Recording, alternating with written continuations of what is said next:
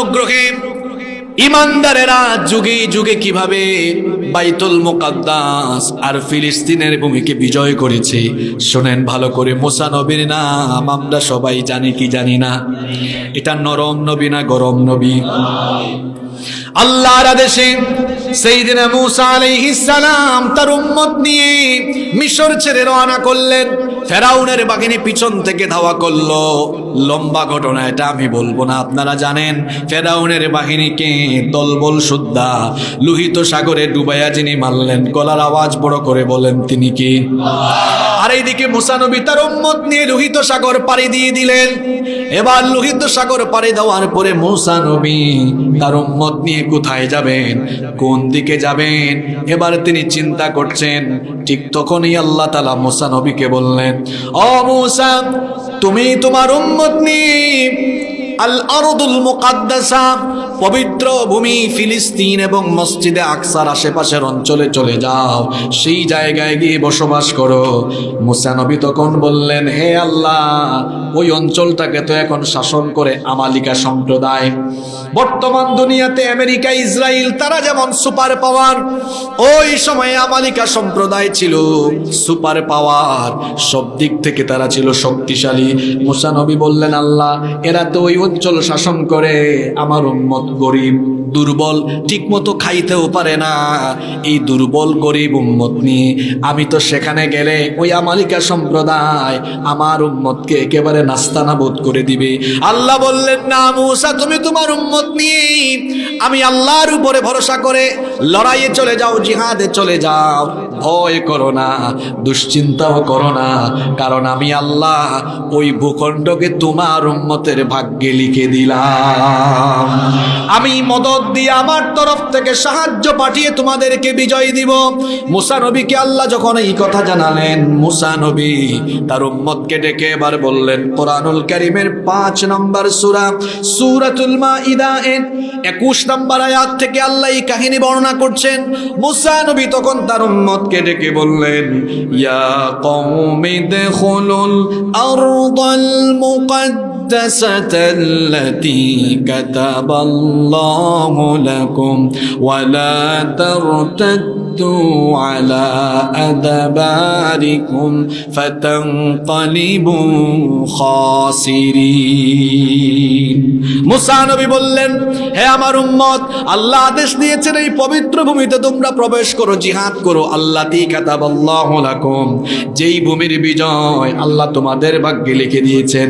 ওয়ালা তারতাদ্দু আলা আদবারিকুম, খবরদার পিছন ফিরে যাও না, তাহলে আল্লাহর শাস্তি চলে আসবে। মুসা নবী যখন তার উম্মতকে জিহাদের কথা বললেন, মুসা নবীর উম্মত তখন কি জবাব দিয়েছিল শোনেন। আল্লাহ পরের আয়াতে বলছেন, ক্বালু ইয়া মুসা ইন্না ফিহা কওমান জাব্বারিন ওয়া ইন্না লান নাদখুলাহা হাত্তা ইয়াখরুজু মিনহা ফাইন ইয়াখরুজু মিনহা ফাইন্না দাখিলুন। তারা বলল, হে আমাদের পয়গম্বর মুসা, কিভাবে আমরা ওই অঞ্চলে যাব? ইন্না ফিহা কওমান জাব্বারিন, সেখানে তো এক প্রতাপশালী সম্প্রদায় শাসন করে, তারা যতক্ষণ না সেখান থেকে বের হয় ততক্ষণ আমরা সেই অঞ্চলে প্রবেশ করব না, কারণ তাদের শক্তি বেশি, তাদের বিরুদ্ধে লড়াই করে আমরা পারব না। মুসা নবীর বনি ইসরাইল এই উম্মতের মধ্যে 12টা গোত্র ছিল, 10টা গোত্রের গোত্র প্রধান এই কথা বললেন, কিন্তু 2 গোত্রের 2 জন গোত্র নেতা, এদের কথা কোরআনে এসেছে। এরা ছিলেন আল্লাহওয়ালা, একজনের নাম ছিল ইউশা বিন নুন আলাইহিস সালাম, আর একজনের নাম ছিল কালিব বিন ইউকান্না।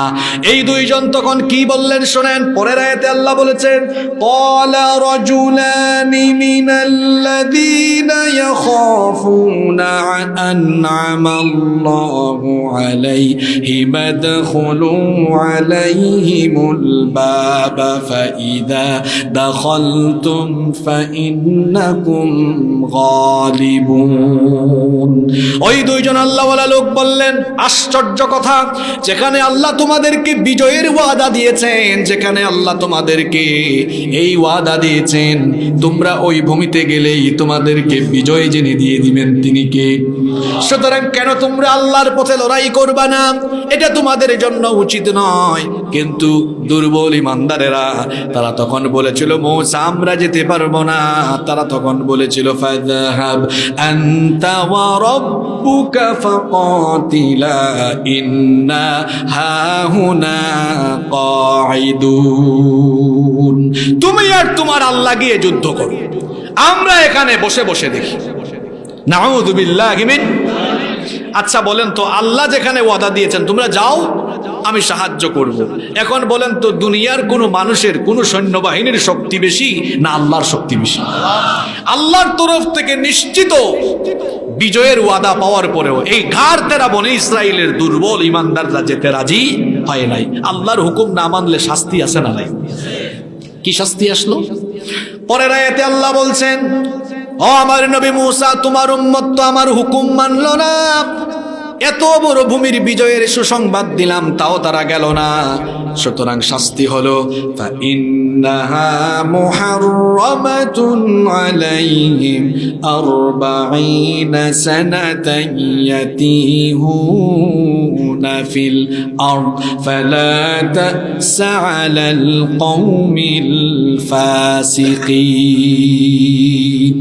শাস্তি হলো, যেই ভূমির নিশ্চিত বিজয় ছিল ওই ভূমিকে তোমার উম্মতের জন্য আমি হারাম করে দিলাম 40 বছরের জন্য। এই 40 বছর তারা উদ্বাস্তু হয়ে জমিনের মধ্যে উন্মুক্ত কারাগারে আবদ্ধ। কি কারাগার? উন্মুক্ত কারাগার মানে হলো যেই কারাগারের কোনো শিকল নাই, কোনো দেওয়াল নাই। তীর প্রান্তরে 40 বছরের একটা শাস্তি নেমে আসলো। উন্মুক্ত কারাগারে এই দুর্বল ইমানদারেরা, এই সকল অবাধ্য লোকেরা এমন শাস্তি পেল, প্রত্যেক দিন ভোরবেলা সূর্য ওঠার পরে সকালবেলা তারা মিশরের উদ্দেশ্যে হাঁটা আরম্ভ করে, সন্ধ্যাবেলায় দেখে সকালবেলা যেখান থেকে হাঁটা আরম্ভ করছে আবার ওই জায়গাতেই আসছে। ব্যাপারটা হলো এমন, ভুলুয়াপাড়া থেকে সকালবেলা ফজরের পরে 6টার সময় হাঁটা আরম্ভ করছে, সারাদিন হাঁটার পরে মাগরিবের সময় সূর্য ডুবার সময় দেখে আবার ভুলুয়াপাড়ায় আসছে। এই শাস্তি কার তরফ থেকে আসছে? জোরে বলেন।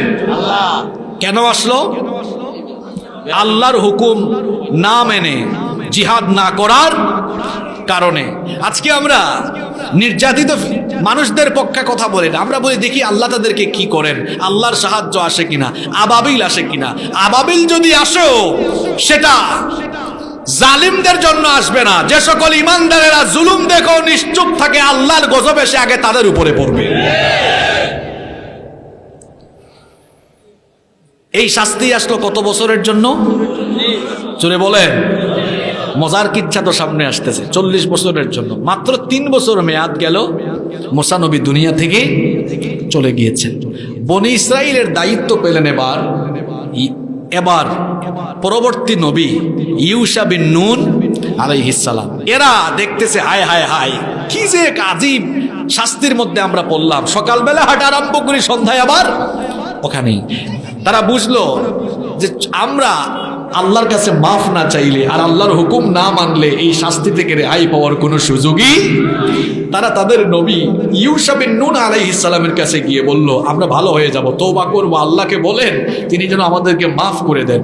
ইউশা বিন নুন আলাইহিস সালাম বললেন, আল্লাহ মাফ করলেও আল্লাহর হুকুম যেটা ছিল ওই ভূমি এমনি এমনি আল্লাহ দিবেন না, লড়াই করে জিহাদ করে এটা এই ভূমি তোমাদেরকে লাভ করতে হবে। তবে আল্লাহর ওয়াদা ঠিক থাকবে, আল্লাহ বিজয় দিবেনই দিবেন। তারা মেনে নিল। অবশেষে 40 বছর পরে, শুনতেছেন তো আপনারা, ইউশা বিন নুন আলাইহিস সালাম কমান্ডার। এবার তার নেতৃত্বে আমালিকাদের বিরুদ্ধে লড়াই হচ্ছে। লড়াই করতে করতে করতে করতে দিনটা ছিল জুমার দিন। কোন দিন? এখন আমাদের সাপ্তাহিক ইবাদতের দিন কি বার, কিন্তু মুসা নবীর সময়ে সাপ্তাহিক ইবাদতের দিন ছিল শনিবার। এখন খ্রিস্টীয় ক্যালেন্ডার অনুযায়ী রাত 12টা হলে আমরা পরবর্তী দিনের হিসাব করি, কিন্তু চন্দ্রবৎস চন্দ্র ক্যালেন্ডার বা হিজরি ক্যালেন্ডার অনুযায়ী আমরা সন্ধ্যা হলেই ওই পরবর্তী দিনের হিসাব কি হয়ে যায়, শুরু হয়ে যায়। যুদ্ধ করতে করতে আসরের সময় হয়ে গিয়েছে। কোন সময় হয়েছে? ইউসা বিন নুন আলাইহিস সালাম দেখছেন যে আর কিছুক্ষণ লড়াই হলেই মুসলমানরা, ইমানদাররা বিজয়ী হয়ে যাবে। তিনি চিন্তা করলেন, হায় হায়, যদি সূর্য ডুবে যায় আর আজকে কোনো মীমাংসা না হয়, মুসলমানরা, ইমানদাররা যদি বিজয়ী না হয়, তো সন্ধ্যার পরে আর যুদ্ধ করা যাবে না, আগামীকালও লড়াই করা যাবে না পবিত্র দিন শনিবার হওয়ার কারণে। তাহলে এর পরবর্তী দিন রবিবারে লড়াইয়ের মাঠে কাফির মুশরিকরা যদি আরো বেশি শক্তি নিয়ে আগায়, তাহলে তো আমাদের জন্য বিজয়ী হওয়া কঠিন হয়ে যাবে। তিনি সূর্যের দিকে তাকালেন, বুখারী শরীফের হাদিস, সূর্যের দিকে তাকিয়ে বললেন, ইন্নাকি মা'মুরাতুন ওয়া আনা মা'মুর। কথাটা শোনেন ভালো করে, ইন্নাকি মা'মুরাতুন ওয়া আনা মা'মুর। তুমি আল্লাহর আদিষ্ট, আমিও আল্লাহর আদিষ্ট। তুমিও আল্লাহর আদেশ মানো, আমিও আল্লাহর আদেশ মানি। সুতরাং আজকে যদি তুমি আল্লাহর আদেশে থেমে যেতে, আল্লাহ যদি থামায় দিতেন তোমাকে। তিনি এবার দোয়া করলেন, আল্লাহুম্মা হাবিসহা আলাইনা। আল্লাহ, আমরা এই পবিত্র ভূমি বাইতুল মুকাদ্দাসকে আমরা এই জালিমদের থেকে পুনরুদ্ধার করতে চাই। যদি সূর্য ডুবে যায় তাহলে আমাদের আজকে বিজয় আর হবে না, দেরি হয়ে যাবে। আল্লাহ, আজকে আমরা যুদ্ধে বিজয়ের আগ পর্যন্ত সূর্যকে তুমি থামিয়ে দাও। বুখারী শরীফের হাদিস, পৃথিবীর একজন মানুষের দোয়া কবুল করে আল্লাহ সূর্যকে থামাইয়া দিয়েছে। আল্লাহু আকবার।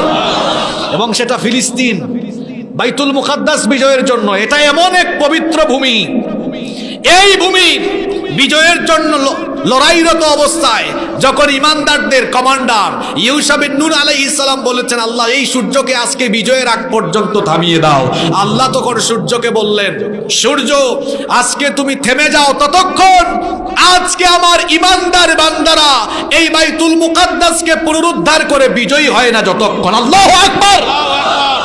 এই যে বিরাট সম্প্রদায়ের বিরুদ্ধে লড়াই হলো, সূর্যকে থামিয়ে দেওয়া হলো, ইমানদাররা বিজয়ী হলো। অস্ত্র শস্ত্র আর সংখ্যা দিয়ে নাকি ঈমান দিয়ে? যুবক ভাইদের ওয়াজ চলে এসেছে। যুবকরা আছে না ঘুমায় গেছে? এই যুবকগুলো যদি অলস না হয়ে, এই যুবকরা যদি দিনের পতাকাবাহী হয়ে দিন বিজয়ের জন্য নেমে যায়, তাহলে খুব শীঘ্রই দিনের বিজয় হয়ে যাবে, কোনো সন্দেহ নয়। এবার যুবকদের কথা চলে এসেছে। এখন ফিলিস্তিন বাইতুল মুকাদ্দাস কাদের দখলে? না না না, ওই ঘটনায় থাকেন না। বিজয় হয়েছে, এখন কাদের দখলে? ইমানদারদের দখলে। জোরে বলেন, কাদের দখলে? ইমানদারদের দখলে। দেখা গেল ইমানদারদের দখলে কিছুদিন থাকলো। থাকার পরে যেটা হলো, ইমানদাররা আবার ইমানের পথ থেকে কিছুটা দূরে সরে গেল, কিছুটা নাফরমানি আরম্ভ হয়ে গেল। যখন নাফরমানি আরম্ভ হয়ে গেল, তখন আল্লাহ আবার মুসলমানদের উপরে ওই আগের জাতি আমালিকা সম্প্রদায়কে আবার চাপাইয়া দিলেন। কথা শুনতেছেন তো আপনারা? তাহলে এখান থেকে একটা শিক্ষা হলো, আমরা যখন ইমানের নাম করে ইমানের কোনো কাজ করব না, নামাজ নাই, রোজা নাই, সুদ ঘুষ চুরি ডাকাতি দুর্নীতি ইমানদারের নাম দিয়ে সব চালায়া যাব, তখন আমাদের উপর জালেমি থাকবে। যতক্ষণ না আমরা নিজের ইমানকে সংশোধন না